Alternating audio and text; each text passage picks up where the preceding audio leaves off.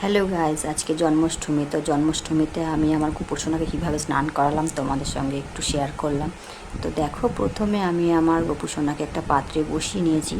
নিয়ে সবার প্রথমে একটু গঙ্গার জলটা দিয়ে পুরো গাটা ধুইয়ে নিলাম। তারপরে ঢেলে দিলাম বেশ কিছুটা মধু। মধু দেওয়ার পর একদম আলতো হাতে গাটা ডলে ডলে পরিষ্কার করে নিলাম, যাতে ব্যথা না পায়। একদম আস্তে আস্তে ডলে দিয়েছি। তারপরে ঢেলে দিয়েছি ঘি।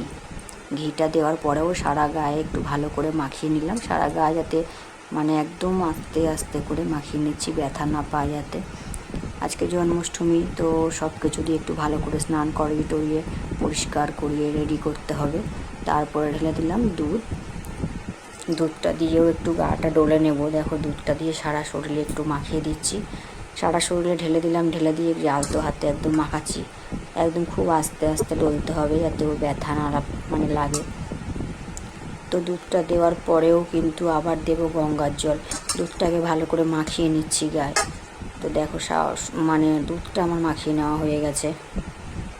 এখন ঢেলে দেব গঙ্গার জল। গঙ্গার জলটা সব শেষে দিয়ে ভালো করে সারা শরীরে দিয়ে স্নান করিয়ে ভালো করে গাটা ধুইয়ে নিয়ে একদম আলতো হাতে একটা টাওয়াল দিয়ে মুছিয়ে নিচ্ছি। তো আলতো হাতে টাওয়ালটা দিয়ে মুছিয়ে নেওয়ার পর পাত্রটা সরিয়ে নিলাম। দেখো, এখন আমাদের গোপুসোনাকে মোছানো হয়ে গেছে। এখন বসিয়ে রাখলাম, এখন রেডি করাবো। তো বাকিটা সন্ধেবেলা দেখাবো। সবাইকে টাটা।